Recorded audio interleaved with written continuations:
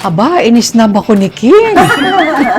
O, kumusta naman ang inyong sex life? The factory is closed, but the playground is open. It can be a very kind industry, but it can also be very cruel if you're not kind to the industry.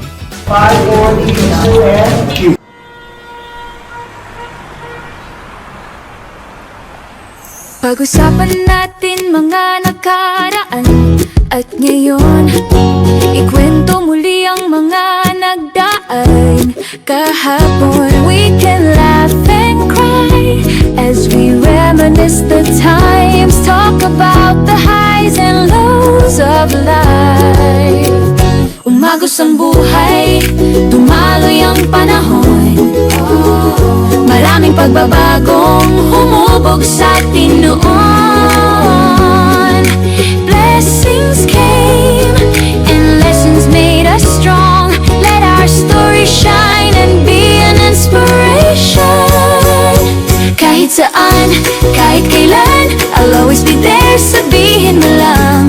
Always remember, whatever happens, rain or shine, friends tayo, friends tayo.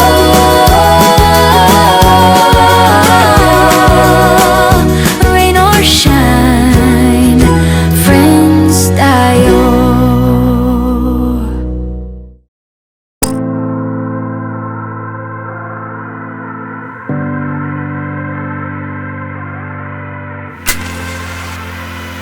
Friends, nandito tayo sa magandang bahay ni Tita Boots Anson Rower Rodrigo. Tita Boots, could you tour us in your home? Ito, It's beautiful. ito nabanggit mo to kanina, Tita, ang ganda ng Snooki. painting. Mas matanda pa yata ito sa'yo. Hindi kasi nung ginawa ito, was 1970. 1970 natin ginawa yung Wanted Perfect Mother. Yes. Parang alam ko, 100 years old na to. Yes, we call that a burial jar, Burial Snooki. jar. Sa lola pa yan ni Tito Pete, my late husband.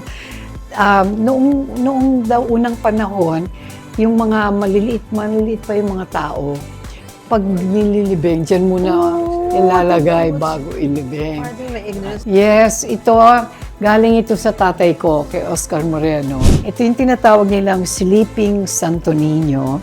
And this is 1960s ito. So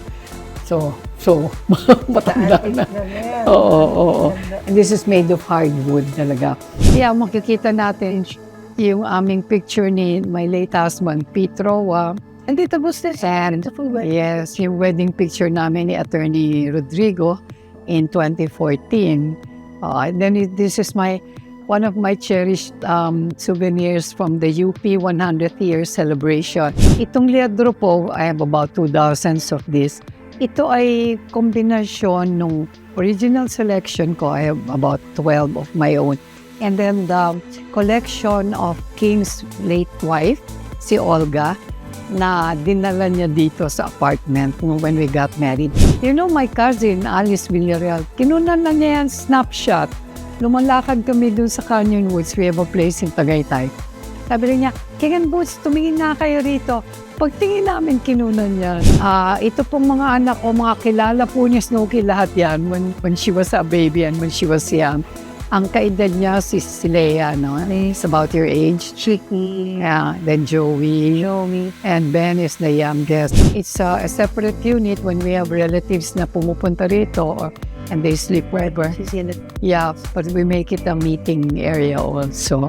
Pero ang nakakatuwa rito yung mga collection items.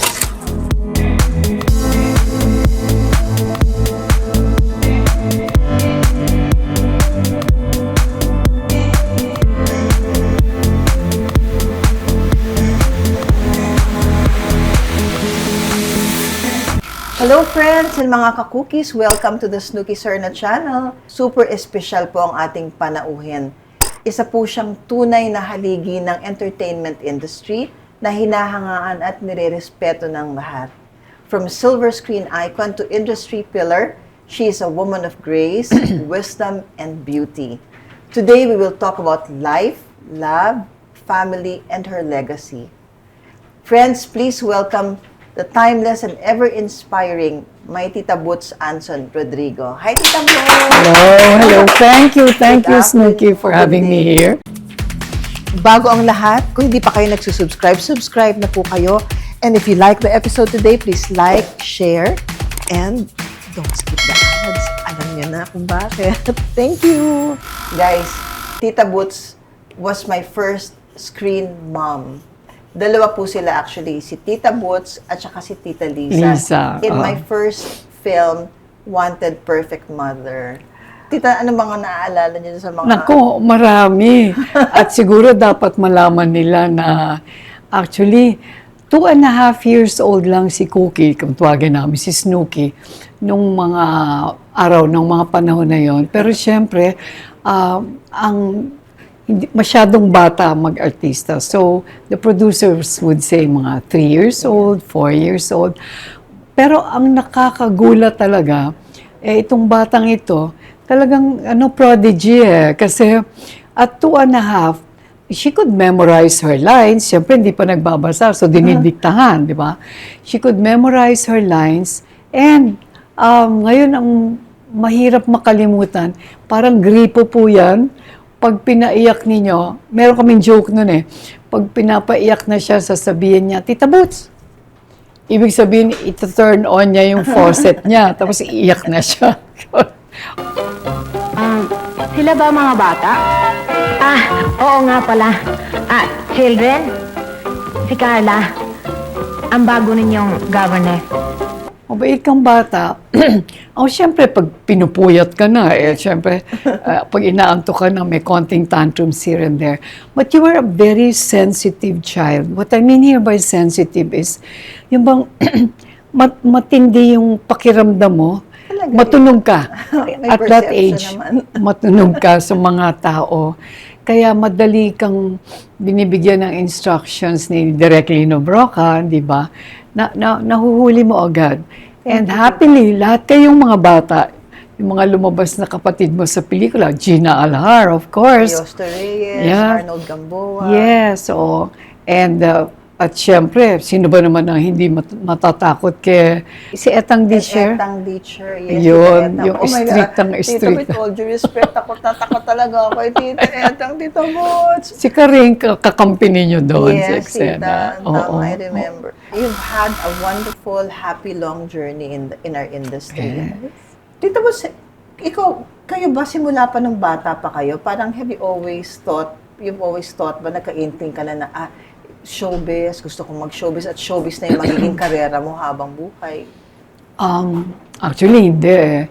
Considering na yung tatay ko, si Oscar Moreno, contract star ng Sampaguita, binigyan niya kami ng exposure sa shooting and the cinema world. But ang exposure ko kasi from kindergarten was the stage sa school. Speaker, ganito. Influencers talaga yan. Oo, nag-stage acting, mga plays. But hindi ko naisip na magpipelikula ako. No, talaga, Oo. ever. Tita, you actually started on television first. Yes. Can you tell us more about that? Actually, when I was still a student sa UP, ang Channel 5, which was producing Dance-O-Rama, starring, at that time, Pete Roa and Baby O'Brien. Baby O'Brien was pirated by another station.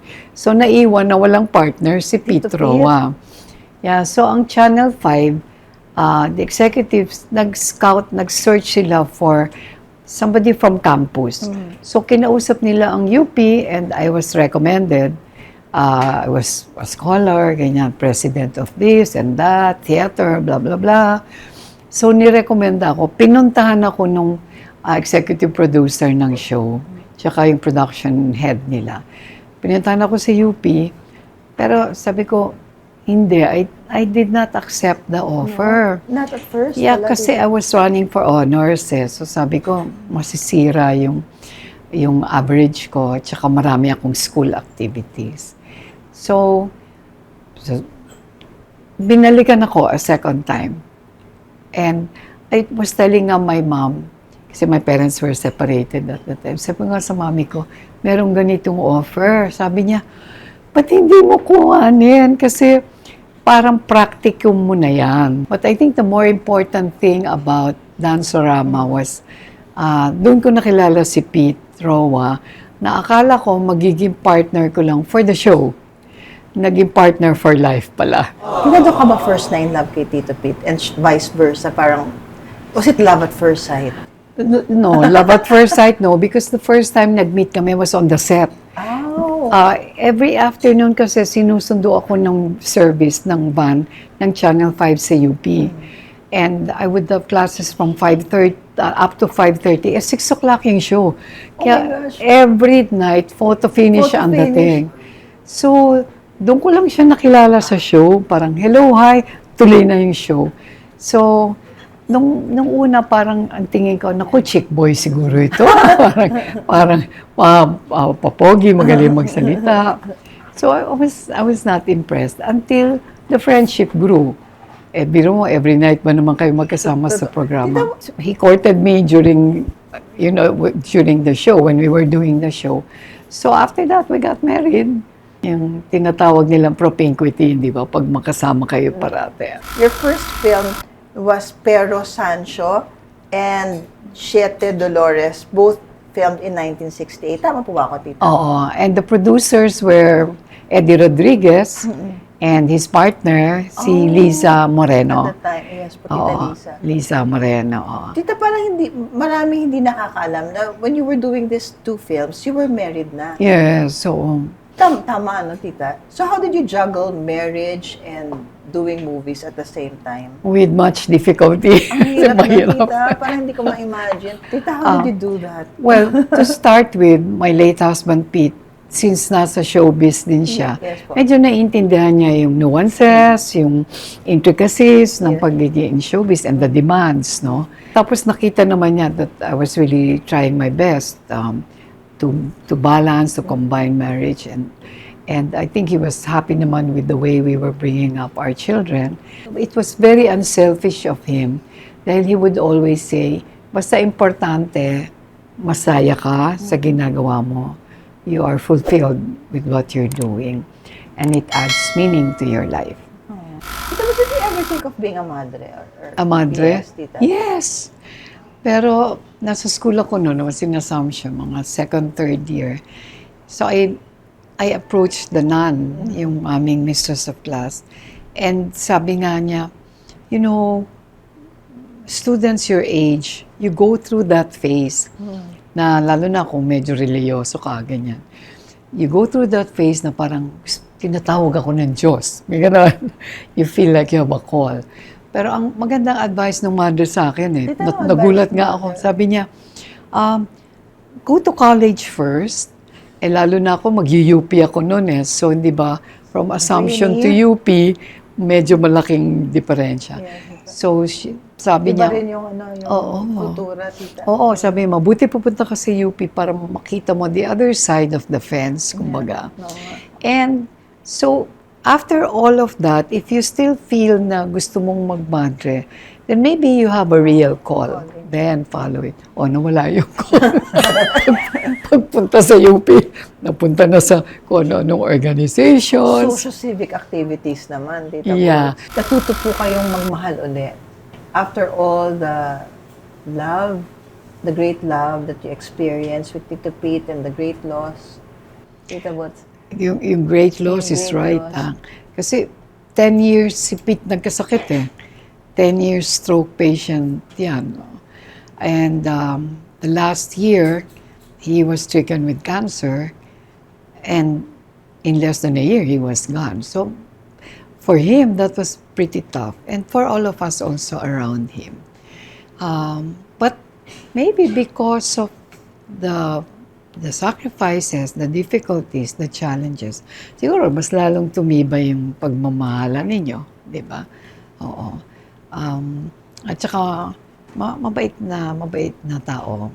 Nahirapan siya, pero, and even with our children, siguro it made the children more responsible kasi they were part of the caring process, di ba? Oo. Yeah. Was it difficult for you to fall in love again? Hindi. Unang-una, if you're talking about the second marriage Second to marriage. King Rodrigo, oo. Unang-una, wala sa plano. Okay. Tita, nakakatuwa naman, nakaka-encourage. Na-hopeful ako ng, yeah. Tita, with all due respect. Wala sa plano. Sabi nga nila, hindi mo kailangan hanapin kung darating, di ba? And the funny part, the irony was, minatch kami ni King, no? 6 years na akong biyuda noon eh.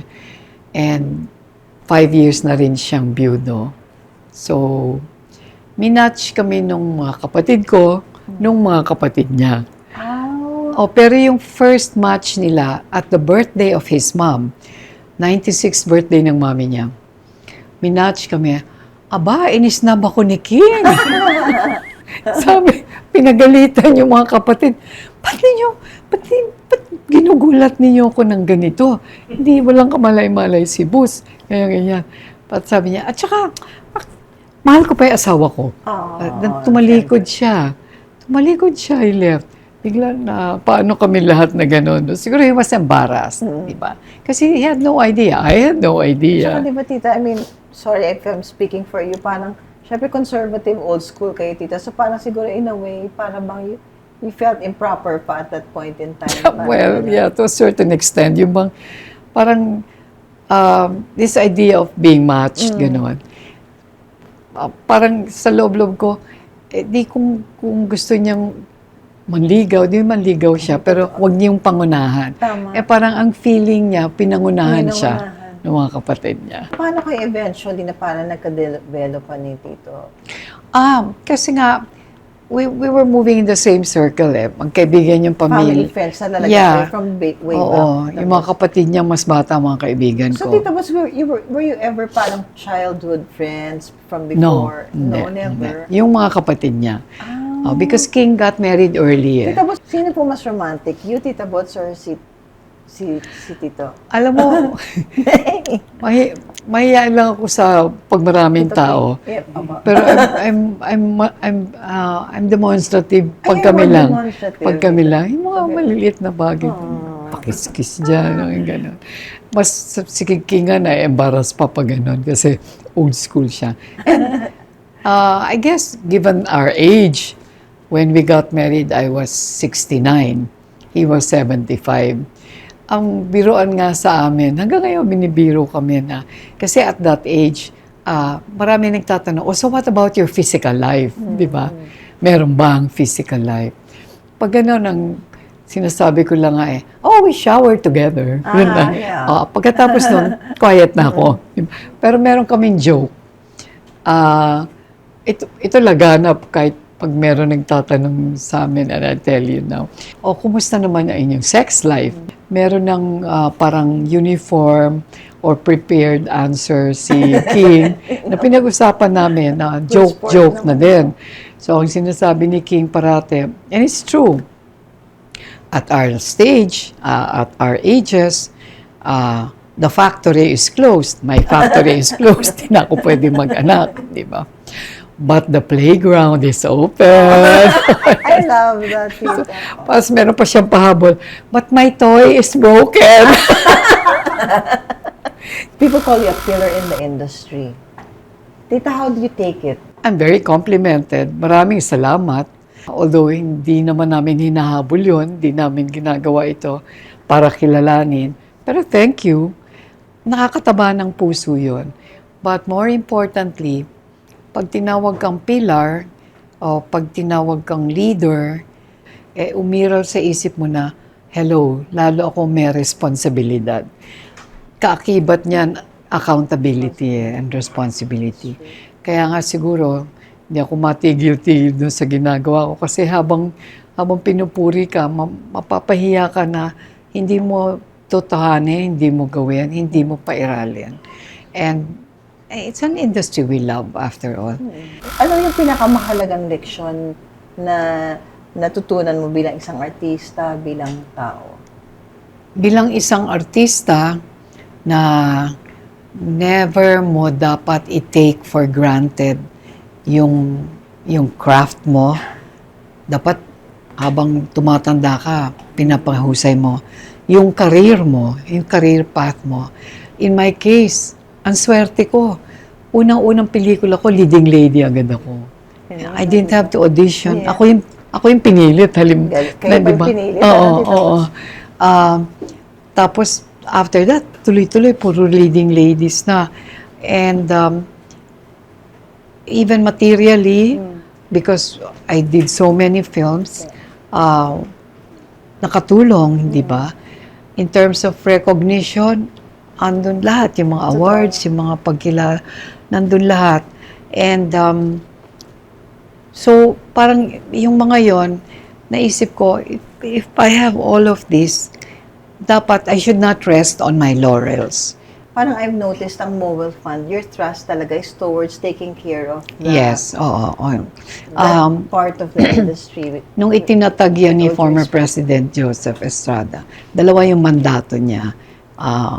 This is for a non-profit and private foundation.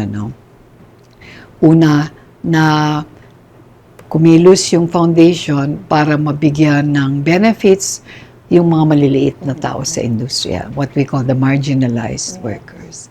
At pangalawa, nung itinatag ang Mobile Fund Film Institute, ay matulungan yung mga tiga-industriya towards film education, especially short film education, through subsidized enrollment. Mas mababa ang tuition dahil tinutulungan ng Kaya, yung mga malalaking filmmakers natin ngayon, mga Love Diaz, mga Brillante Mendoza, mga Neil Daza, Raymond Red, all of Nick de Ocampo, all of Mga these mga produkto po produkto ng Mobile yan, oo. Ang daming mga ganyan na naging scholars ng Mobile Fund or kundi man full scholarship ang binigay, subsidized, and the training, some of them were trained outside, gano'n. Tinilungan ng Mobile Fund yan. Tita Boots, what would you advise the younger generation, the younger crop of actors? Alagaan nyo yung craft ninyo. You have to learn to continue improving yourself, no? There's no such thing as, kahit marami ka ng awards, every movie should teach you new things. Marami pa tayong dapat matutunan, whatever age you are. It can be a very kind industry, but it can also be very cruel if you're not kind to the industry. Nasa sayo din yun. Tita Boots, meron tayong chikaton.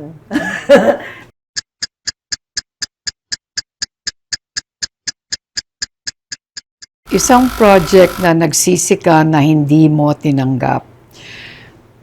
I-revise ko to ng konti. Isang project na nagsisi ako na hindi ko natanggap. Because may kontrata na kami, nag-storycon na kami, may casting na. I was so excited. Binayaran na ako ng 50%. Pero nasunog yung set ng pelikula and na-delay yung shooting. I had to leave for the Philippine Embassy in Washington already. Dahil meron akong contract doon, di ba? Posting. So, I gave up the role and binalik ko yung 50%. Tita Boots, anong movie? Oro Plata Mata. Oh my God! Imagine Tita to give up the Boots. chance to work with Peke Galiaga and sila and si Joel, puro mga first-timers, si Joel, si Sandy Andolong, si Sherry Hill. Tita Boots. Oo, my original role was yung kay Lisa Lorena. Oo. And when I had to leave nga, they offered it to Lisa and Lisa did so well. Magaling na artista si Lisa. Nanalo siya ng Best Supporting Actress for that. Orian Award. Orian at that. Oo. Hindi na po pwedeng pagkuhumaling sa mga kapritsyo. Kung anong ulam, yun ang dapat kainin. May digmaan, mahirap ang buhay. Dapat nga'y magpasalamat pa tayo at merong pagkain nakahanda sa mesa.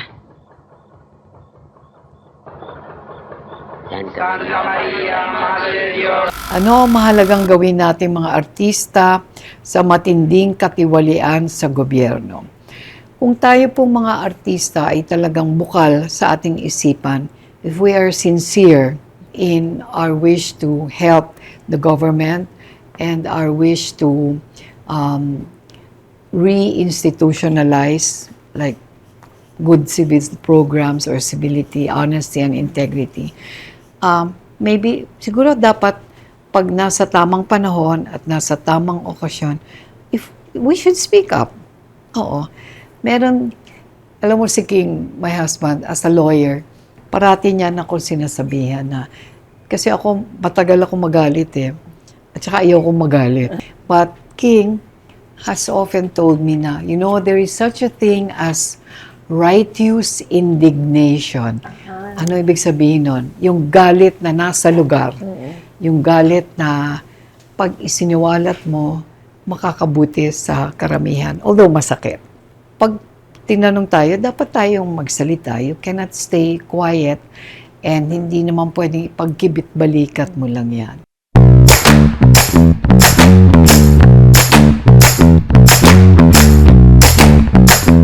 Chris Aquino. Nakasama ko si Chris Aquino sa 2 pelikula. Yung unang-una, nung bumalik kami from the States after an 11-year stay there. So, hiatus ako sa pelikula. And Chris at the time was of course the daughter of President Aquino. And I had heard na talagang interesado siyang pumasok sa pelikula. First shooting day namin, Mirna Diones story. And hindi ko naman siya na-meet formally eh. First time lang na-meet, but I had heard about her, she had heard about me. Pagdating, Tita Boots, very friendly, very warm, ganyan-ganyan. Tita Boots, siya kapagad siya. Tapos, pag nakapa niya yung kanyang blouse ko, tinignan agad niya yung kanyang label. Oo. Sabi, Tita Boots, is that important? Hindi ko alam ang isasagot ko. Oh, Ding Dong Dantes. I love Ding Dong Dantes. He was my student in Ateneo. He is now with the board of Mowel Fund. So, both as a student, it was 2004, nasa TV na siya, nagta-taping na siya noon.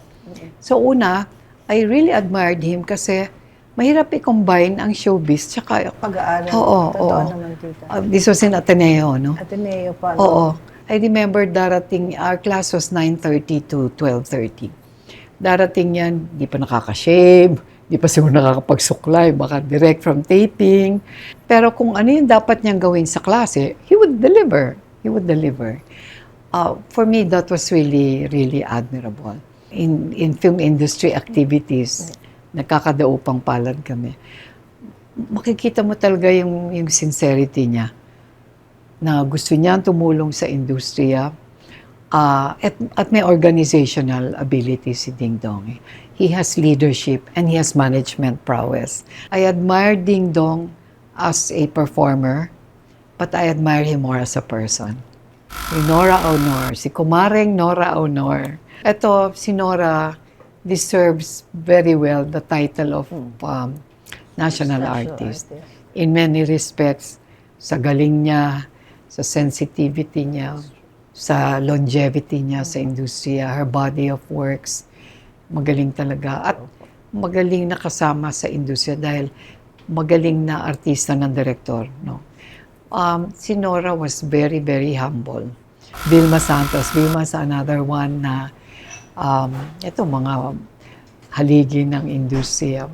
Si Vilma mas masayang tao. Mas masarap kakwentuhan. Nora was very shy. Pero sa galing at galing pareho. Si Joseph Estrada, naku si Erap, may kumpadring Erap. Ako personally gusto kong magpasalamat sa kanya for establishing Mowel Fund. Siya talaga yung heart and soul of Mowel Fund. Now on its 51st year. Makakaharap niyo po ang Panginoong Jesus. What would you like to thank Him for? I would just like to thank Him for the grace. Grace is a gift. Yung charism na tinatawag. Na binigyan niya ako ng pagkakataon na makapag-aral, maturuan ng mga taong malalapit sa Kanya, at binigyan niya ako siguro ng initiative or sige, sabihin na natin sipag siguro.